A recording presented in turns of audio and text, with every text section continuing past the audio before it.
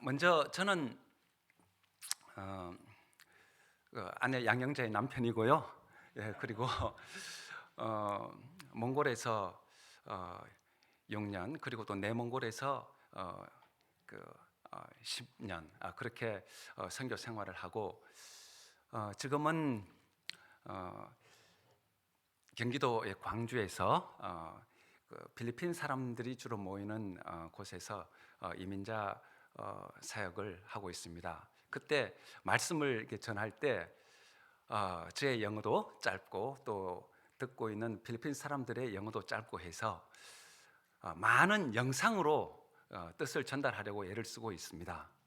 물론 하나님께서 주시는 말씀은 주로 우리가 귀를 통해서 듣지만, 그리고 또 한편으로 옛날에는 선지자라는 이름 전에 선견자라는 직분이 있었죠. 선견자, 하나님이 보여주신 것들을 전하는 사람을 선견자라고 불렀던 것 같은데, 많은 영상을 준비했습니다. 제가 부활절을 생각하면요, 몽골에 있었을 때 두 번째로 맞이했던 그 부활절에 강가에서 세례식을 주던 것이 이제 생각이 나요. 흰 옷을 입은 성도들이 이제 강물 속으로 이렇게 들어오면은 물 속에 들어갔다가 나오는 것도 이제 목사님께서 주례하시면서, 또 강 건너편에 찬양대가 흰 옷을 입고 또 찬양을 부르고 마치 천사가 그들의 죄에 죽고 또 하나님의 의로 살아가기로 결단하는 그 시간에 축복하는 것처럼 참 그 아름다운 이 광경이었습니다.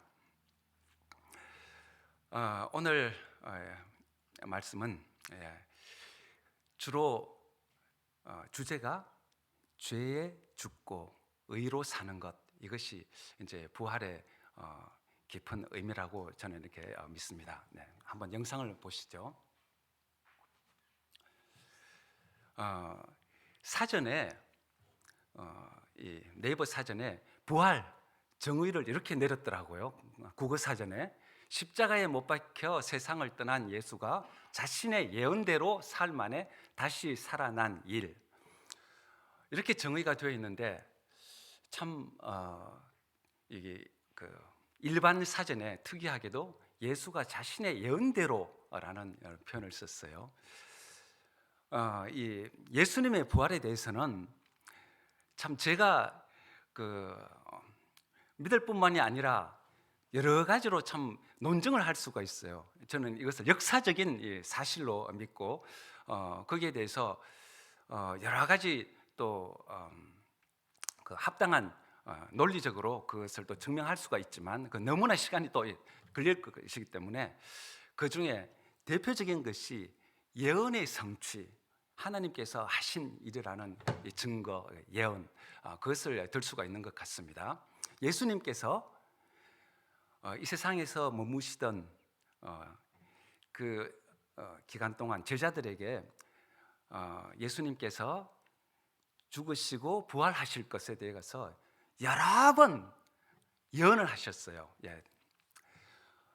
이런 제자들을 가르치며, 또 인자가 사람들의 손에 넘겨져 죽임을 당하고 죽은 지 3일 만에 살아나리라는 것을 말씀하셨기 때문이더라.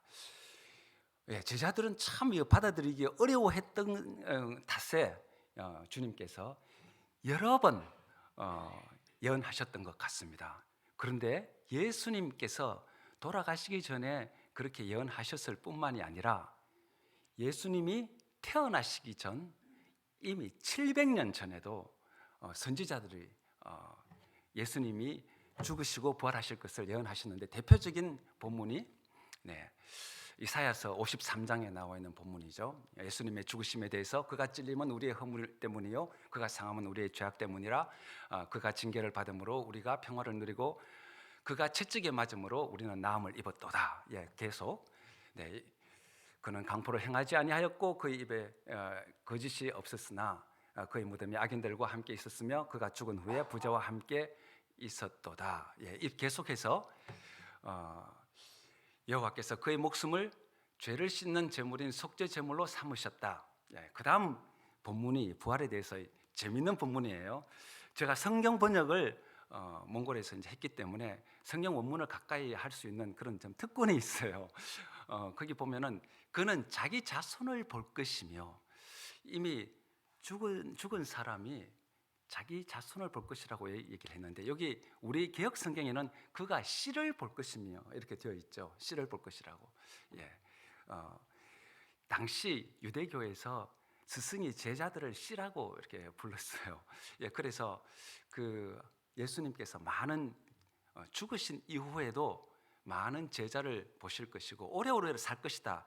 약간 번역이 이제 직역되지 않은데 직역을 한 걸 보면 그는 그의 날을 길게 할 것이며 이렇게 되어 있어요. 무슨 뜻이냐 하면은 죽으신 것으로 끝난 것이 아니라 그의 삶이 지속적으로 이어져서 그래 영원토록 살 것이라는 이 구약적인 이 표현이 이제 오래오래 살 것이다. 그렇게 표현이 되어 있는데 여호와께서 바라시는 뜻을 그가 이룰 것이다. 이렇게 예수님이 태어나시기 이전에 700년 전에 이사야가 예수님의 부활에 대해서도 예언을 했습니다. 네, 다음 화면.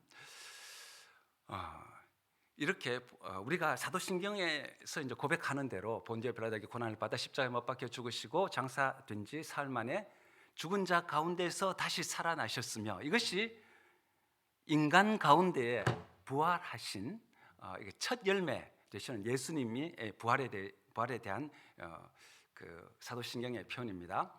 그런데 사도신경에 또 보면 부활 2 네, 있습니다. 우리는 여기서는 옛날 사도신경으로 신앙 고백하시는지 아니면 새로 개정된 사도신경으로 신앙 고백하시는지 모르겠지만, 네, 그 보면은 나는 몸의 부활과 영생을 믿습니다. 여기는 예수님의 부활과 영생이 아니라 신자 모두 각자의 몸의 부활과 영생을 믿습니다. 우리가 이렇게 믿음을 고백합니다. 여기 보면은 몸의 부활. 지금 우리가 썩어질 이 육신 이것이 아니라 예수님께서 부활하셨을 때 입으셨던 그 부활체, 부활의 새 몸으로 영생할 것을 우리는 믿고 기다리고 있습니다. 네, 다음. 제가 눈이 나빠서 이렇게 멀리 보지를 못해서 가까이서 보겠습니다.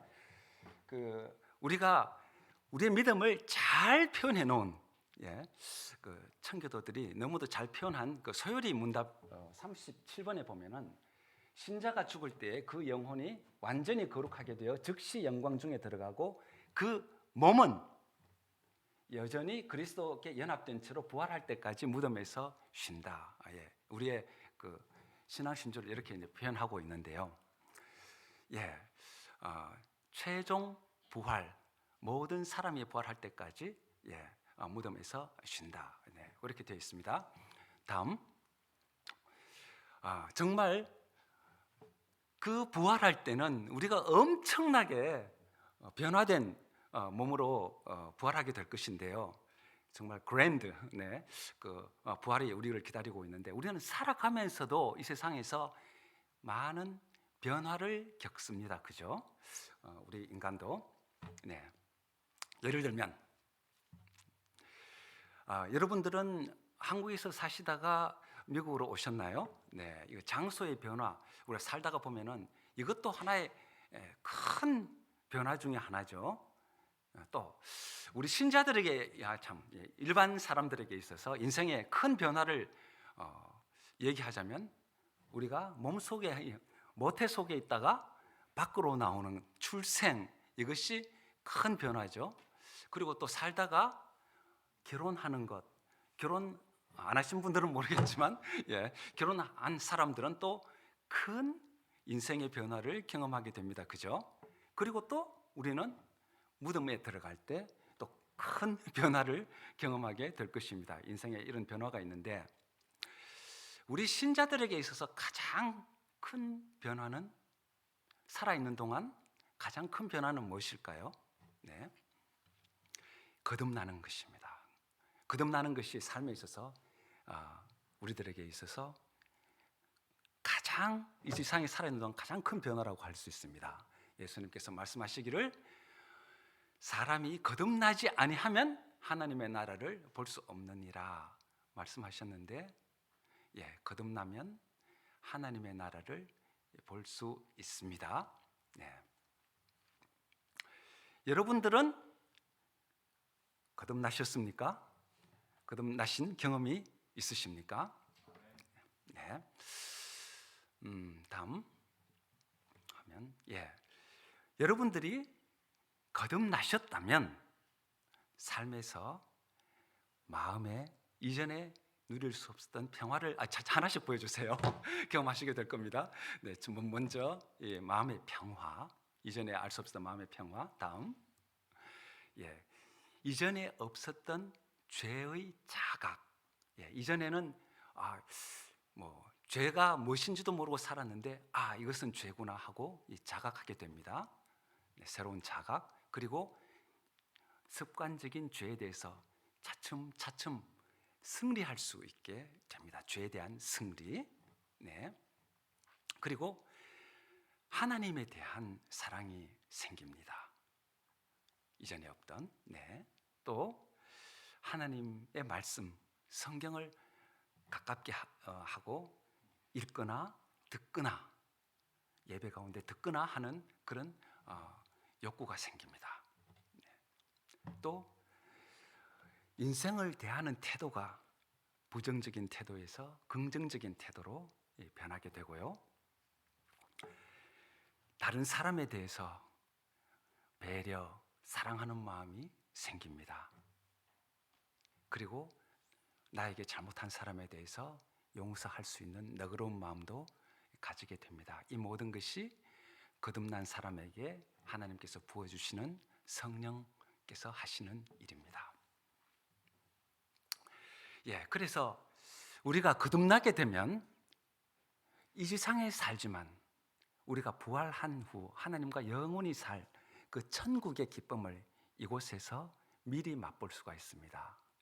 찬송가 시인 페니 크로스비가 For a taste of glory divine, 하나님의 그 영광을 미리 맛볼 수가 있습니다. 이것을 우리말 찬송가는 참 자연스럽게 아주 잘 번역했죠. 이 세상에서 내 영혼이 하늘의 영광 누리도다. 이것이 거듭난 사람의 변화입니다. 내 영혼이라고 했죠. 예수님께서 내가 거듭나야 하겠다는 나의 말을 놀랍게 여기지 말라, 그렇게 말씀하셨는데, 너는 거듭나야 한다 라고 예수님은 말씀하십니다. 이것이 부활 3, 이것은 몸의 부활이 아니라 우리 영혼의 새로워짐, 부활이라고 할 수가 있겠죠. 이 세상 살면서. 이것을 오늘 읽었던 본문은 이렇게 표현하고 있습니다. 그런즉 누구든지 그리스도 안에 있으면 새로운 피조물이라, 이전 것은 지나갔으니 보라 새 것이 되었도다. 놀라운 변화, 하나님의 성령께서 일으키시는 우리 삶 가운데에서의 변화입니다. 여기에서 누구든지라고 말씀하셨습니다. 다음, 참 이것을 이 본문 갈라디아서 3장 28절 말씀은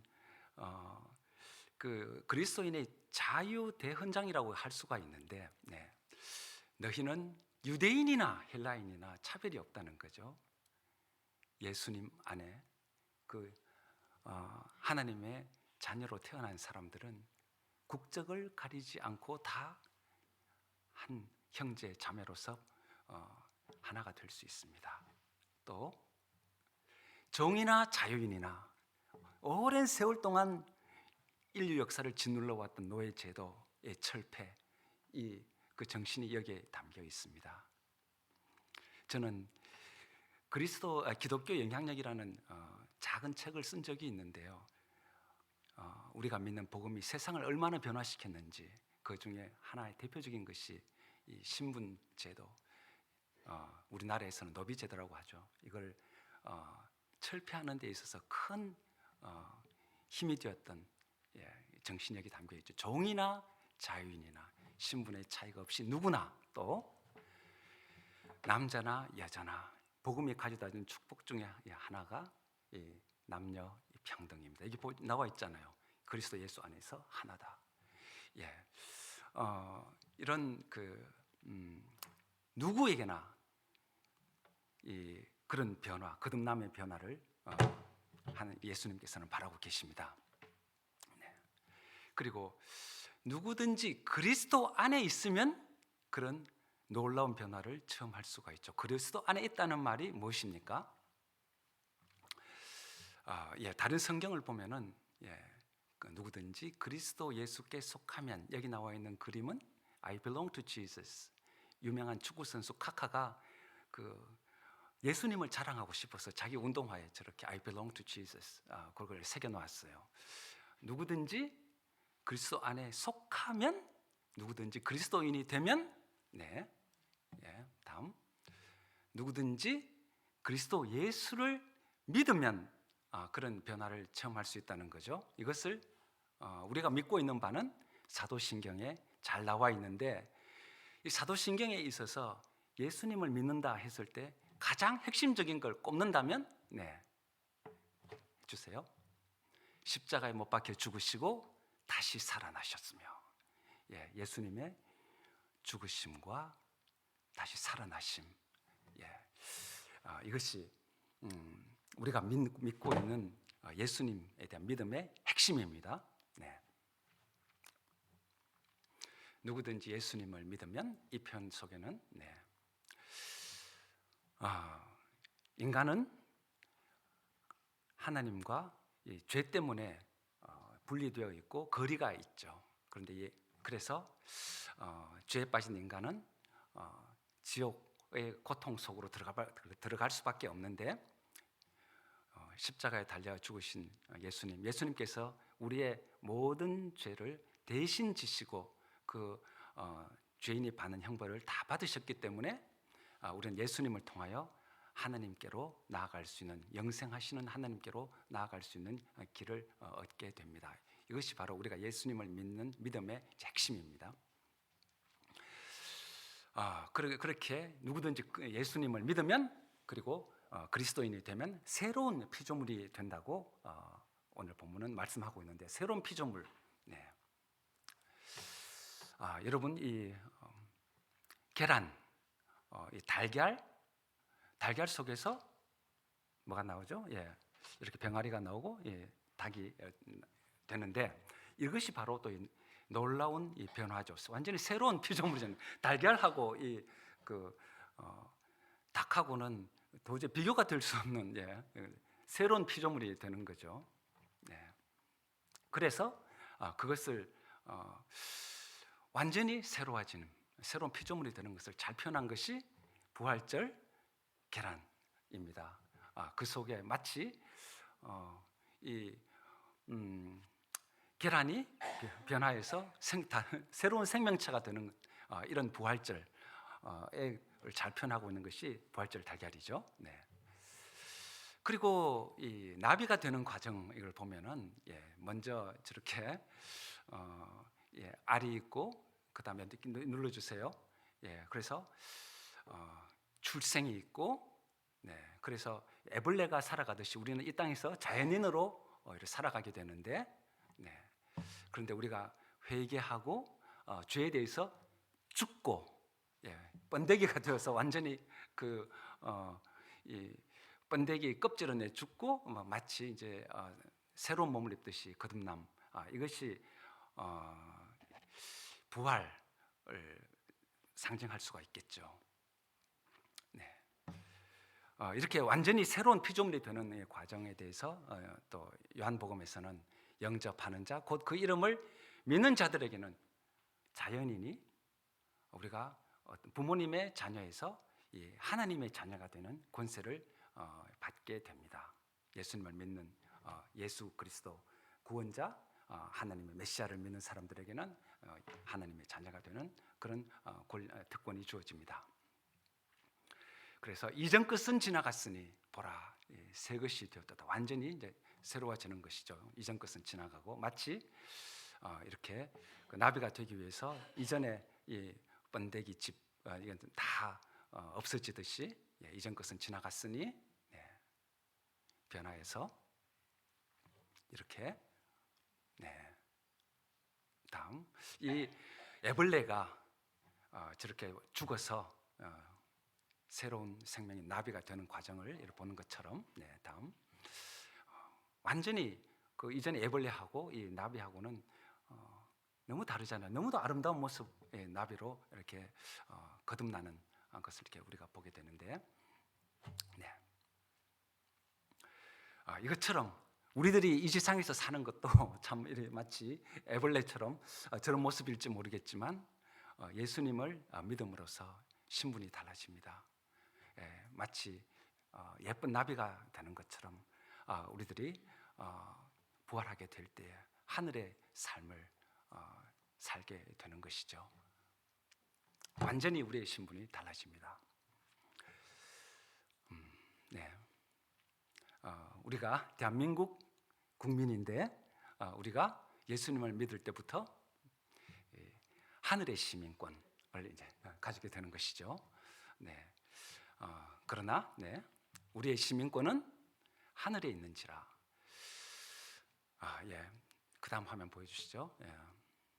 이 사람이 누구냐 하면은 토요히코 가카와 이 사람이 일본 사람인데요. 이 사람은 기생 창녀의 자식으로 태어납니다. 자기 자신의 신분에 대해서 너무 괴로워하고 있던 가운데에 복음 전도단이 누구든지 예수님을 믿으면 하나님의 자녀가 될 수 있다는 이 말씀을 듣고 예수님을 영접하게 됩니다. 그리고 나서 이 가가와는 결핵병도 있었고 뭐 여러 가지 어려운 점이 있었지만 빈민가에 들어가서 선교하고 그리고 책을 썼는데 노벨상 문학상 그 후보로 2번이나 지명되었고 또 노벨 평화상을 받았을 뿐만이 아니라 그 한창 일본이 전쟁을 일으켜서 중국을 침략하고 또 우리나라를 식민지로 만들고 이랬을 때 중국 침략할 때 이 카가와는 일본 정부에 대해 가지고 전쟁 잘못된 것이다 하면서 중국 사람들에게 대해 가지고 너무 미안하다, 사죄한다 이 말 했다가 감옥에 간 적이 있는 그런 분인데 이 카가와가 이런 말을 남겼어요. 나는 일본을 무척 사랑한다. 그 이유 때문에 나는 조국에 봉사한다. 하지만 나는 먼저 천국의 시민이란 점을 잊지 않는다. 복음을 통해서 그가 누리게 된 하나님의 자녀라는 그 신분, 그 감동, 이것이 카가와의 인생을 지배했던 것입니다. 그렇기 때문에 값싼 민족주의에 함몰되지 않고 하나님의 정의의 편에 서서 그 하나님의 자녀로서 이 세상 판단하고 또 공의를 외칠 수가 있었고 실천할 수가 있었던 것이죠. 이렇게 우리가 예수님을 영접하게 되면은 우리는 하나님의 양자로 하나님의 자녀로 이적됩니다. 입양이 됩니다. 영접하는 자 곧 그 이름을 믿는 자들에게는 하나님의 자녀가 되는 권세를 주셨다고 말씀하고 있는데요. 하나님의 자녀가 되는 방법 방금 보셨죠? 어떻게 하는 사람? 영접하는 자 곧 예수 그리스도 이름을 믿는 자들에게는 하나님의 자녀가 되는 권세를 주셨다고 성경은 기록하고 있습니다. 하나님께서는 이렇게 여러분들에게도 아직 여러분 가운데 예수님을 영접하시지 않은 분이 있다면 이렇게 묻고 계실 거예요. 너는 나의 자녀가 되지 않겠니? 저도 저도 아버지 중에 한 사람이지만 이 세상의 아버지들은 허물이 있고 또 그리고 참 여러 가지 부족한 점이 많습니다. 그러나 우리 하나님께서는 완전하실 뿐만이 아니라 가장 부요하시고 지혜로우신 그 하나님께서 우리의 아버지가 되어주시겠다고 하실 때 여러분들은 그분의 자녀가 되고 싶지 않으십니까? 그리고 꼭 믿지 않는 분이 있으시다면 예수님을 믿고 하나님의 자녀가 되어서 이 세상을 이기는 사람으로 살아가시기를 바랍니다. 새로운 피조물이라 이전 것은 지나갔으니, 이전 것은 지나갔다고 성경이 기록하고 있는데, 우리의 이 늙고 병들 이 몸은, 육신은 언젠가는 저렇게 번데기처럼 죽게 되겠죠. 이전 것은 지나갔으니, 이 말씀 속에는 우리 찬송가 가사에도 있는 것처럼 주 예수 내 마음에 들어와 계신 후 망령된 행실을 끊고, 이전에 망령된 행실, 죄악의 습관들, 이것들을 끊어버리고 단절하는 그런 의미가 있습니다. 그래서 우리가 그리스도인으로 살기로 결심하는 순간, 그렇게 결정하는 순간, 하나님께서는 우리에게 성령을 주셔서 이전의 죄악의 습관과 결별하도록 우리의 마음을 주도하십니다. 한 사람이 모든 사람을 대신하여 죽었은즉 모든 사람이 죽은 것이라. 오늘 읽었던 본문 가운데 이 말씀이 조금 어려워요. 그래서 이것을 좀 T40라고 하는 이게 성경 번역자들이 쓰는 성경이 있어요. 그 성경에는 이렇게 번역했습니다. 한 사람이 모든 사람을 대신하여 죽었은즉, 우리 모두도 자신이 그와 함께 죽었다고 생각하고 죄의 욕망, 죄를 바라는 욕망에 대해서 시체처럼 무감각해져야 합니다. 이렇게 번역을 하고 있는데, 영어로 영어 하실 수 있는 분 한번 읽어보시죠. Unresponsive to sinful desires. 이것이 이전 것은 지나갔으니 하는 그 의미라고 볼 수 있습니다. 그것처럼 이전 것은 지나갔으니 죄에 대해서 죽어버리는 거예요. 이것을 조금 신학적으로 더 알기 원하시는 분은 신학적인 용어를 빌린다면 mortification of sin, 죄에 대해서 죽는 것인데, 이것과 똑같은 말은 sanctification of a sinner, 죄인이 성화되는 것하고 동의어입니다. 죄에 대해서 죽는 것이 우리가 거룩하게 되는 길이죠. 이것을 잘 표현하고 있는 그림을, 만화를 하나 소개하겠습니다.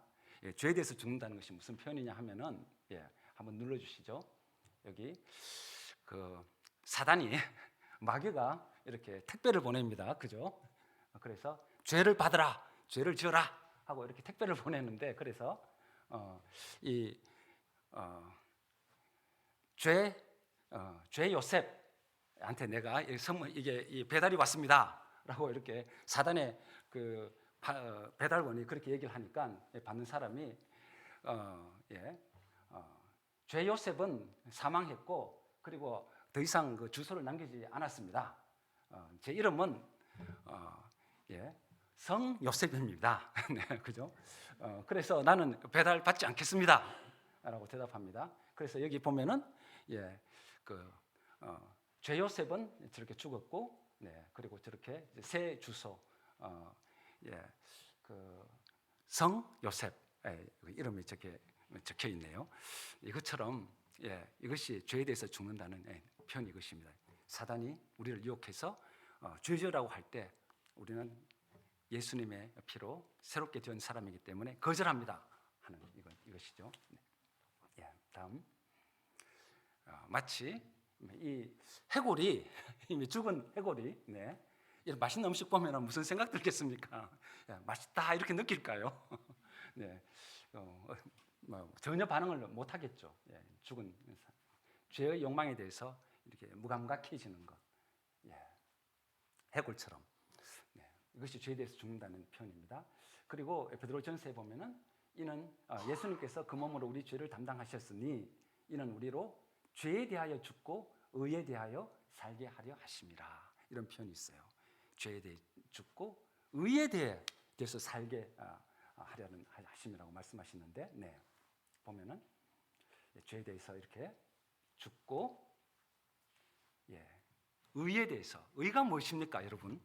이거 성경에서 너무너무 중요한 개념인데, 의가 뭐죠? 옳다는 겁니다. 내가 생각할 때 옳다는 게 아니라 하나님이 보실 때 옳다고 하는 것, 그 하나님께서 보시기에 옳다고 하시는 대로 사는 것이 의로운 삶입니다. 예, 마치 이 하나님 앞에 화면, 하나님께서 보여주신 그 의의 표전, 바른 길, 거기에 대해서 그것을 간절히 바라고, 의에 대해서 살게 한다는 것은, 그죠? 간절히 바라고, 그리고 또 하나님께서 의롭게 여기시는 그런 일에 대해 가지고는 야 하면서 신을 내면서 앞으로 막 함께 나아가는 것, 이것이 의에 대하여 사는 것입니다. 네, 한번 우리 따라해 볼까요? 죄에 대하여 죽고, 의에 대하여 삽시다. 예, 여러분, 이것이 오늘 제 그 말씀의 가장 핵심입니다. 네. 여기서도 죄에 대해서 죽고, 의에 대해서 사는 것. 이것이 우리가 이 세상에서 살지만 하늘의 기쁨을 누리면서 사는 비결입니다. 이것이 구원의 3단계라고 했죠. 신학에 있어서 매우 참 중요한 개념인데 약간 어려울지 모르겠지만 말씀드리자면, 우리가 예수님을 믿는 순간 하나님께서는 우리를 의롭다고 받아주십니다. Justification.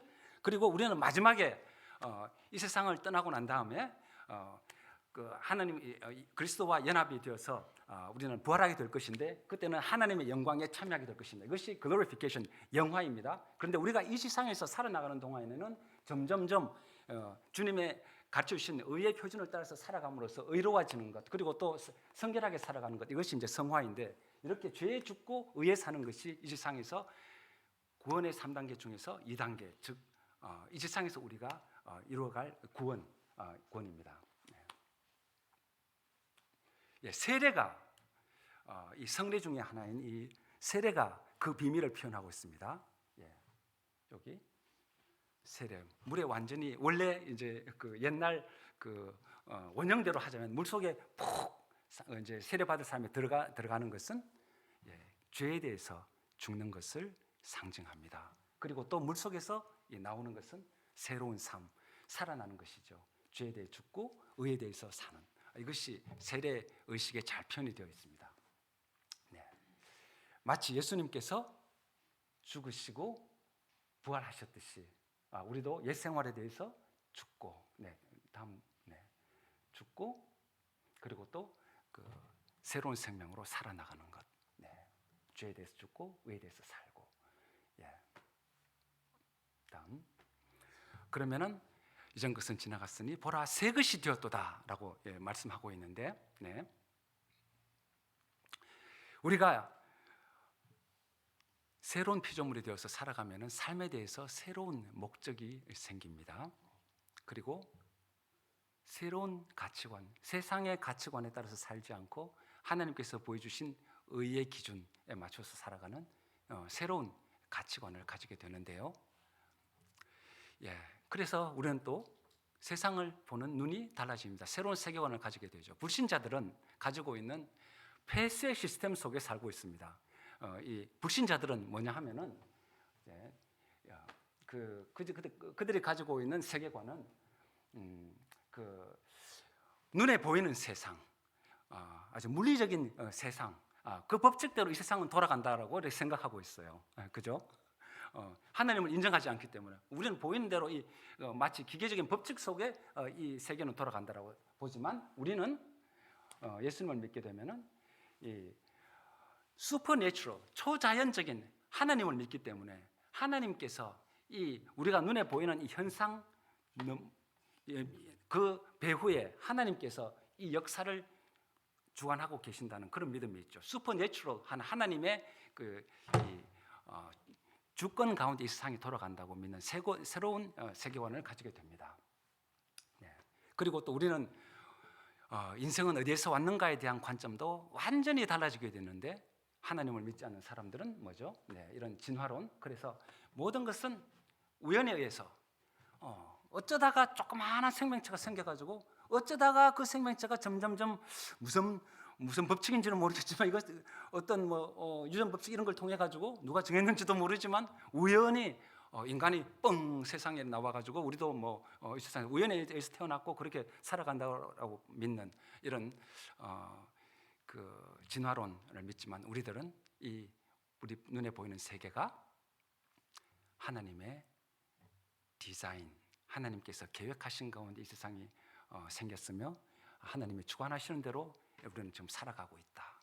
이런 완전히 새로운 관점을 가지게 됩니다. 이렇게 예수님을 영접하게 되면은 우리의 삶의 이 인생의 관점이 달라지니까 세상의 모든 것이 다 달라지는 거죠.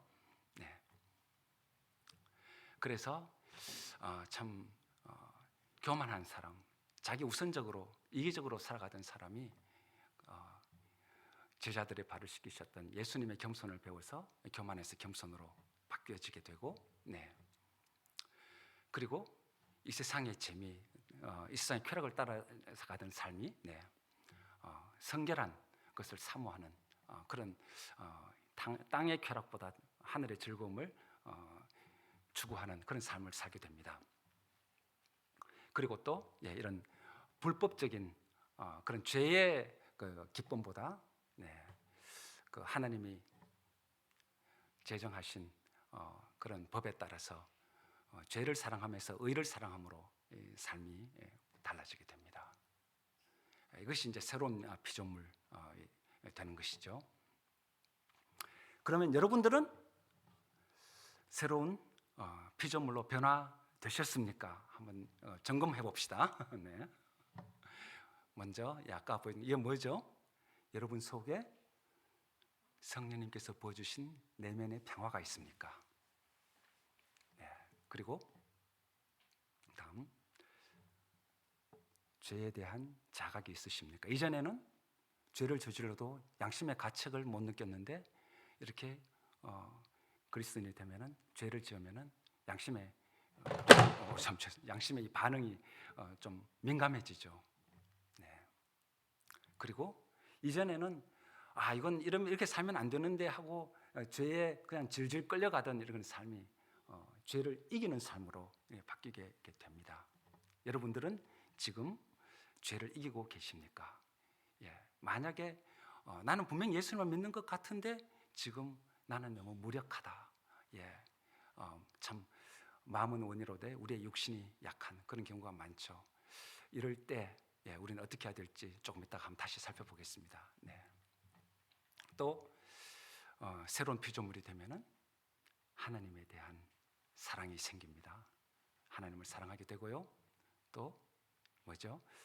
하나님의 말씀을 가까이 하고 사랑하고 읽고 듣고 하는 그런 마음이 생기게 됩니다. 또 인생에 대해서 긍정적인 새로운 태도를 가지게 됩니다. 부정적으로 살지 않고 또 다른 사람들에 대한 배려, 또 이제는 요즘 한국의 드라마 더 글로리 이름이 상당히 기독교적인 것 같지만 내용은 완전히 또 기독교의 가치와는 좀 상반되는 점이 많은 나에게 잘못한 사람은 어떻게 해서든지 복수하겠다. 이것이 이제 용서할 수 있는 너그러운 마음.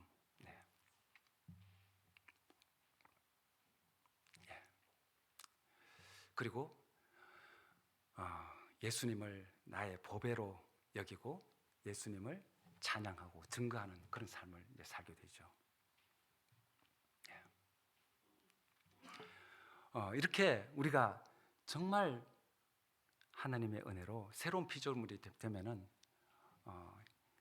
모든 것을 버리고 주님을 가장 사랑하고 주님의 보배라는 것을 우리는 믿기 때문에 모든 것을 버리고 예수님을 쫓아갈 수 있는 제자들의 고백이 우리의 고백이 될 수가 있습니다. 세상이 주는 그 어떤 즐거움, 예를 들면 이런 거 돈, 사랑, 또 그리고 또 술 마시는 기쁨, 또 아니면은 이런 도박 이런 것들, 세상이 주는 그 어떤 즐거움보다도 이런 것들을 해로 여기면, 마이너스로 여기면 내 주 그리스도 예수를 아는 지식이 가장 고상하기 때문에 다른 세상의 즐거운 일들이 좀 하찮게 보이는 거죠. 세상적인 이런 것들이. 그래서 사도 바울은 내가 그를 위하여 모든 것을 잃어버리고 배설물로 여기기까지 한 정도로 너무나 비교가 된다는 거죠. 하나님의 자녀로 살아가는 그 영광과 기쁨이 그렇게 큰데 세상의 것들은 너무 작게 보이는 거죠. 선교사로 파송받았던 짐 엘리어트는 그래서 이런 고백을 했습니다. 잃어버릴 수 없는 것, 예수님을 믿으면 잃어버릴 수 없는 것들을 얻기 위해서 영영 붙들 수 없는 세상의 것들을 포기하는 사람은 절대로 바보가 아니라는 거죠. 이거 상당히 어려운 말인데, 이것처럼 여러분들이 새로운 삶을 원하신다면 어떻게 살 것인가 여기에 대해서 한번 살펴보기로 하겠습니다. 그리스도 안에 있으면 먼저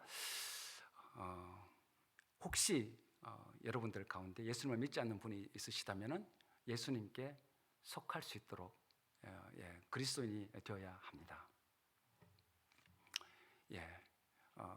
죄로 인해서 하나님과 멀어져 있던 우리가 그래서 지옥의 형벌을 받을 수 없는 우리가 예수님께서 대신 우리 죄를 지셨기 때문에 우리는 하나님께로 나아가고 하나님의 자녀가 될 수 있습니다. 그래서 꼭 우리는 그런 하나님 거룩하신 하나님 앞에 바로 설 수 없는데 죄는 우리가 설 수 없는데 예수님께서 다리가 되어 주셨기 때문에 하나님께로 나아갈 수가 있습니다. 이전 것은 지나갔으니 보라 새 것이 되었다는 말씀처럼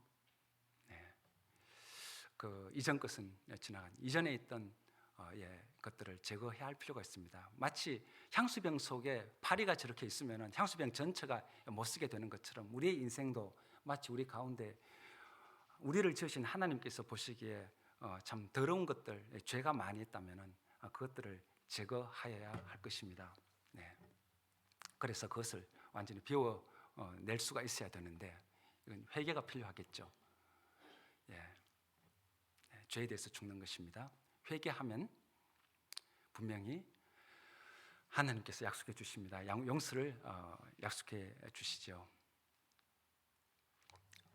우리가 우리 죄를 자백하면 하나님께서는 몇 번씩 의로우시기 때문에 우리 죄를 사실 수 있으십니다. 죄를 사해 주시고 우리를 모든 불의에서 깨끗하게 하십니다.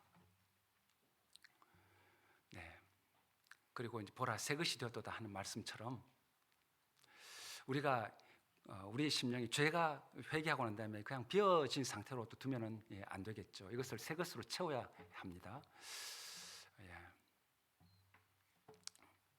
하나님께서 성령을 보내주셔서 우리가 이 세상을 거룩하고 능력 있게 살아가게 하시지만 우리가 이 세상 살아가면서 죄의 유혹을 자꾸 받아가지고 점점 우리의 신앙 양심이 무뎌져서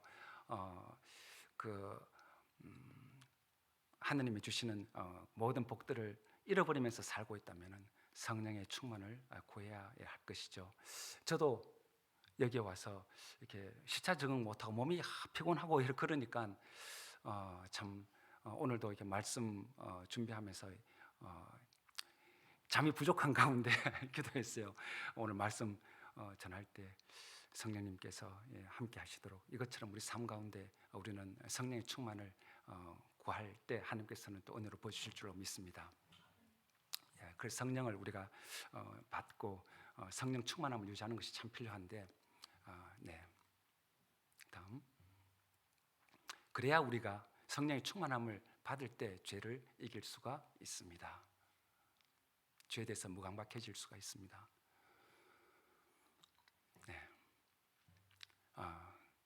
성령님께서 함께 계셔야 우리가 죄에 대해서 승리할 수 있습니다.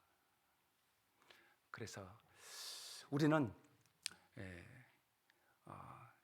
성령 충만을 위해서 기도하면서 늘 하나님의 의를 알고 또 실천하도록 노력을 해야 되겠죠.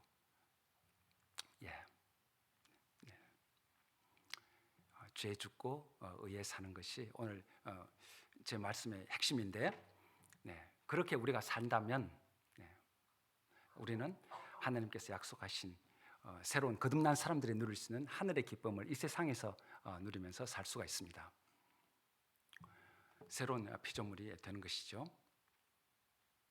마치 예수님께서 부활하셨던 것처럼 우리도 늘 하나님께서 요구하시는, 하나님께서 원하시는 그런 의의 삶을 추구하면서 살다가 보면은 우리도 예수님과 함께 죽고 예수님이 살아나셨듯이 우리도 영광의 부활을 맞이하게 될 것입니다. 아까 목사님께서도 말씀해 주셨는데, 죽은 자의 부활도 그와 같으니 썩을 것으로 심고 썩지 아니할 것으로 다시 살아나며 하늘의 부활의 영광 참여할 수 있습니다. 욕된 것으로 심고 영광스러운 것으로 다시 살아나며, 약한 것으로 심고 강한 것으로 다시 살아나며, 육의 몸으로 심고 신령한 부활체로 다시 살아나게 될 줄로 믿습니다. 기도하겠습니다.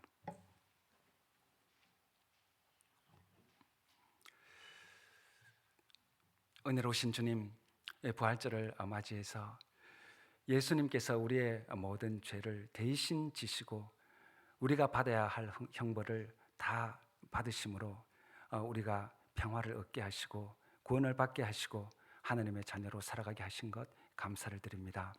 하나님 아버지, 혹시 우리들 가운데 아직 예수님을 영접하시지 않으신 분이 있으시다면 그분의 마음속에 주님 변화를 허락해 주셔서 이 세상을 목적 없이 흔들리며 살지 않고 주님이 보여주시는 기준, 의의 기준, 그것으로 살아가는 하나님의 자녀가 되는 특권을 허락해 주시옵소서. 예수님을 믿는 마음을 그 속에 부어주시고 성령을 부어주셔서 주님, 죄에 지고 스스로 만족하지 못하는 형편없는 삶이 아니라 예수님을 믿음으로 영광스럽고 또 주님이 주시는 능력으로 밝게 이 세상을 살아가며 모든 주위 사람들을 너그럽게 품고 용서하고 사랑하며 살아갈 수 있는 능력을 부어주시기를 기도합니다. 하나님 아버지, 우리 믿는 사람들 가운데 오랫동안 참 주님을 멀리 하다가 또 그리고 주님의 의해서 멀어진 분이 있으시다면 이 시간에 죄를 새로이 자각하는 마음을 허락해 주셔서 주님의 의를 사모하게 하시고 능력 없는 사람으로 살아가는 것이 아니라 성령께서 부어주시는 힘으로 힘있게 당당하게 정말 떳떳하게 고개를 쳐들고 주님을 우러러 이 세상을 건강하게 살아갈 수 있도록 은혜를 부어 주옵소서. 치유의 영을 허락해 주시옵소서. 주님, 우리에게 이런 영광스러운 하늘의 영광에 동참할 수 있게 하셨으니 감사를 드립니다. 우리가 정말 이 세상을 살아가면서 죄에 대해서 철저히 죽고 정직하게 죄를 고백하며 주님의 용서하심을 받고 주님께서 보여주시는 성령의 능력을 받아 살아갈 수 있도록 도와주옵소서. 부에나 파크 모든 성도님 한 분 한 분을 주님께서 오늘 이 부활절에 찾아가 주시고 그 마음에 주님이 주시는 넉넉한 은혜와 감사와 기쁨으로 채워주옵소서. 예수님의 이름으로 기도합니다. 아멘.